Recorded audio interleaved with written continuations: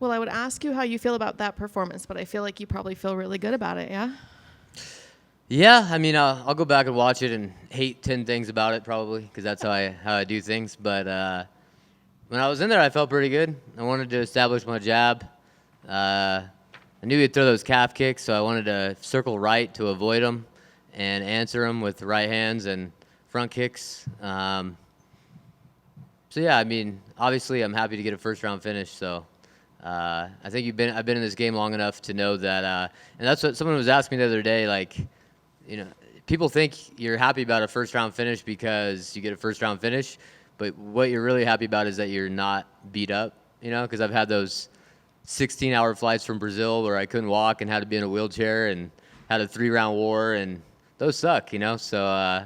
Taking my family camping tomorrow, and I'm glad. My wife's probably happy that I can drive. So, did you anticipate? I mean, were you planning on that first round finish? Is that what you kind of thought might happen, or did you have to adjust things in there, or? Me and my team focused on winning every minute. You know, like win the minutes, and the finish will come. That's what Antonio Benuelos and me talked about over and over. Like win the minute, and that's kind of even in the gym. We've been focusing on that. Like win the minute, you know, and the finish will be there if you focus on the minute by minute, winning the minutes.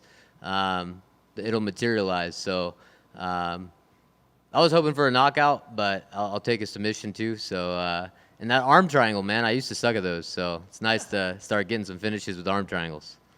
Do you prefer the knockout just because you think it looks more interesting for the fans, or what's the reason for the knockout?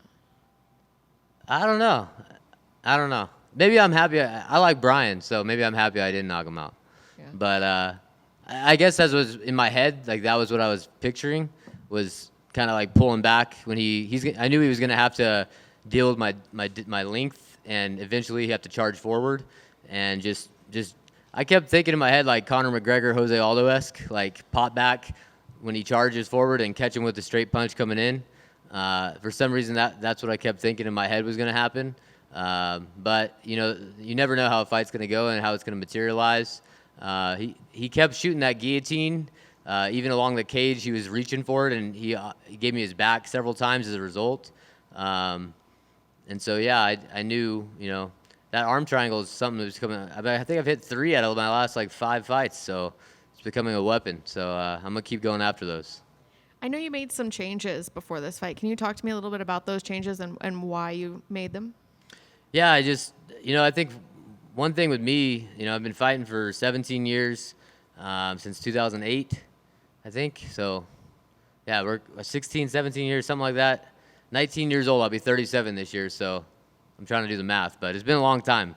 But confidence has always been something I struggled with. Coming from small gyms, small teams, you always have that second guessing going on in your head, like, am I good enough? And then you get here and you see all these bright lights, and it's a little bit different than the regional scene, you know? And so for me, coming out to Vegas for about half this camp and just mixing it up with a lot of different bodies, both at Extreme Couture and at the PI, and then utilizing all the resources at the PI, you know, it's no surprise to me why you see so many guys moving out to Vegas to utilize those resources, because out of pocket, it gets pretty pricey when you're paying for all those things, you know? So, and the people of the PI they just go above and beyond for you. I mean, my nutritionist, Dawn, texted me this morning. She just flew to Manchester for next week, and she's still finding ways to text me and make sure I'm doing good, and strength and conditioning and the whole 9 yards. So, you know, you really feel like a professional athlete when you're here. And Eric Nixick at Extreme Couture, I'm super grateful for his help. But I can't, you know, just really coming out to Vegas was more about mixing it up with guys. You know, I got to mix it up with Patchy Mix and Aljamain Sterling and Cody Steele and all these high-level guys, sparring. I'm still kind of old school, so I believe in sparring, especially in lead-ups to fights. And Extreme Couture is known for it. So I think I got in 2 weeks, one of the 2 week times I was here, I got 24 rounds. You know, that's a lot of sparring. And I felt it, you know, but I think that was necessary for me to gain confidence. And I can't, you know, I do believe that helped me, but my team back home who's with me day in and day out, you know, I can't sit here and say like, oh, coming out to Vegas is why I got the win tonight. Like my team back home, Castle Williams Antonio Benuelos, Justin Frazier, everybody at the pit, all of our guys coming up. I mean, we're a small team, but we're a tight team. And so, I can't sit here and say, oh, it was coming out to Vegas I'm a different fighter. It's the day in and day out stuff that I do with these guys back home that really, it was just a confidence thing for me, and it's something I plan on utilizing more in the future. Would you ever consider actually relocating here to Vegas? No, I already relocated from the Central Valley 559 to the 805. About 4 years ago, I made the move to the pit, and I'm pretty happy where I'm at. But I could definitely see myself coming back out here, and for future camps, for parts of camp, and in between fights, and just training alongside these high-level guys. So I don't know if I'd ever want to move out here. I'm not a huge Vegas fan. As far as every time I come out here, it's 115 degrees, and then I'll go home and I'll check the weather, and it'll be like, oh, it's 98, and then whenever I'm coming out, it shoots up to 115. So. But I definitely enjoyed my time out here. I built some good relationships, and definitely think I'll do it again. But if you lived at 559, that's hot out there too. So That's why I moved from the 559 to the 805 in the first place. It's like 90 degrees where I live, so that's like the high. So and if it gets too hot, you could always just head to the beach. So yeah, I do. It definitely will utilize Vegas some more. But I'm happy. I believe in a small circle of guys. I think that's the key. Because you get so much individual attention. When you're amongst 50 UFC fighters and Bellator fighters, yeah, I get good rounds, but I'm talking about like coaches that are watching you every day, that are really working with you. That's what I get back home, and there's some comfort in that. And I have coaches who have done it all and know the game, and so I'm happy where I'm at. And but I definitely think coming out to Vegas was a boost in confidence for me and something I'll utilize in the future. And what's the game plan going forward? When would you like to fight again? And do you have an opponent in mind? Yeah, DC kept me busy in there talking about other things, but since I was a kid, I've always wanted to backpack through Europe, and I know they're going to Paris in September. They actually had someone fall off the Manchester card next week. They already filled it. I was ready for the call out. I was ready to call out that little Irish kid, but they found an English guy to fight him, so that's not going to work out. I can't go next week. I got a family vacation planned anyway. My wife would have killed me if I'd said I want to fight next week in Manchester. But Paris is coming up in September, and Taylor Lapilus is a guy I've been keeping my eye on. He's been making waves here in the UFC, doing really well. He's just coming off a big win over Cody Gibson. And yeah, I think, book me for that September. And then to book me for my flight home for like a month later. And then I'll take my wife and my kids, and we'll backpack through Europe. And I'm all about, giving my kids adventures.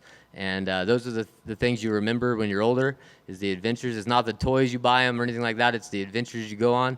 And so in my mind, man, that would be awesome to go out to Paris and fight Taylor and then backpack through Europe afterwards. That's a dream come true right there. So that's what I'll shoot for. Thank you. Cody, so you were talking a little bit about, confidence and things like that. So you think a performance like this will pay dividends even for your next fight, just giving you that little extra confidence, just reminding you that obviously you belong here? Yeah, I think fighting's weird. So much of it's mental, and you kind of go on runs. You'll go on runs where you're getting 4, 5, 6 wins in a row, and hopefully this is the start of that for me. And I could build on it and grow in confidence and as a fighter. I know I'm a little bit older, but I'm still growing. I'm still learning every single day. I'm still a student of the game every day. I feel like I get, I know it's an overused phrase, but the idea of 1% better every day. What is one thing I can do get better at today? And that's my mentality every single day I wake up, is getting a little bit better every single day. So I don't think I've even reached my potential yet. And yeah, I definitely think, starting a little win streak here, getting a win here and building on it is going to help my confidence for sure. And I don't ask this question lightly, but do you think your job was on the line today? Is this something you were thinking about coming into this? Yeah, I think, I fought so hard to get back to the UFC, tooth and nail, and clawed my way back here. And so I didn't want to get back here and then just go 0-3 and flop back out. And then what did I do all that for? I want to stick around here for a few years and have some fun fights, have some more fight of the nights, some performance of the nights. and I think tonight was the start of that. So yeah. Thank you for your time. Cody over here. I know you mentioned Taylor Lapilus. That would be a great scrap. But over the years, you fought many other tough names as well, like Aljamain Sterling, John Dodson, Ray Borg. In general, thinking long term, are there any specific fighters you'd love to just share the cage with one day? I mean, there's a lot of great fighters in the bantamweight division, Anybody who's down for a scrap, I like scrappy guys. I like guys who like to bite down on their mouthpiece and have fun out there. And, man, I'm trying to think off the top of my head. Taylor's been on my mind just because I saw that Paris date in September. But there's plenty of guys out there that I love to scrap. And at the end of the day, like, you're just trying to test yourself, like you're trying to see, this is all going to end someday. And I think that the older I get and the longer I do this, I know that it's all fleeting. Like, you guys right here, all this attention is fleeting. And so I think I want to be able to hang my hat when it's all said and done and be like, this is where I stood. This is how high I was able to climb, whether that's number 1 or that's number 15 or number 12 or whatever it is. Like, I just want to see where I meet my potential. And so yeah, I mean, there's a lot of good guys out there, but yeah, man, just fun fights. I like fighting guys that are fighters. Like, that like to scrap in there and dig down deep and bite their mouthpiece and get after it. And so I felt like they matched me up well here with Brian. He's the kind of guy who likes to bring it and bring the action. So keep them coming. For sure. And you mentioned how great the experience out here at Extreme Couture was, but for you, in your case as a bantamweight fighter, what was the best part about training with 2 champions like Aljamain Sterling and Patchy Mix, who held belts in the 135 division? Yeah, I mean, me and Aljamain have been staying in contact ever since we fought over a decade ago.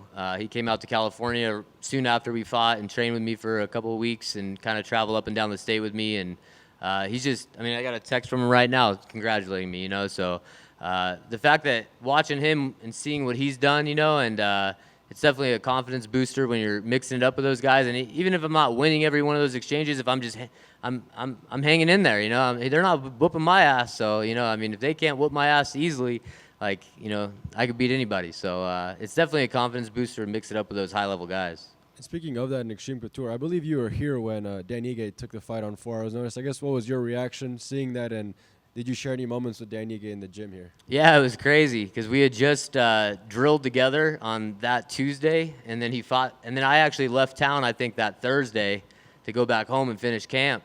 And then it was crazy to see him in the cage that Saturday. Like, I don't think he was thinking when we were drilling on Tuesday, I'm going to be fighting this Saturday. But Dan's a guy who, I like guys who aren't loud and obnoxious, like guys who just keep their head down, work hard. And Dan is the epitome of that kind of guy. He's not loud and obnoxious. He's very, like, matter of fact, and he's there for, to work. And just being able to watch him over the course of the time I was here and seeing him and then seeing him get that opportunity was really cool, and wish him all the best. And fellow Tough alum Kurt Alba is also on this card. Have you guys had a chance to talk at all during this fight week here in town, or how'd that go? Yeah, what's funny is me and Kurt have been on the same card 3 times in a row now, and so every time I'm fighting him, Kurt's here, his wife's here, his coaches are here, and so we've become even closer friends. My wife and his wife are actually friends, so it's pretty cool to see him, and I'm wishing him luck tonight. And last one from me, obviously a lot of people were surprised to learn your story about being a history teacher as well. So are you still doing that going into this next school year? And if so, how's the balance like? Yeah, I don't know. Got to sit down with my wife, and we'll see if I score the bonus, I got a little more leverage to take the next couple, take a sabbatical from teaching. But we'll see how it all pans out. But I think you do see a difference when I'm able to focus solely on training. The Brad Katona fight last summer in Boston, spent that 12 weeks training for that fight. And then the last fight I had, it was Miles Johns. I was trying to balance it all. I was trying to teach, trying to be a father, trying to be a fighter.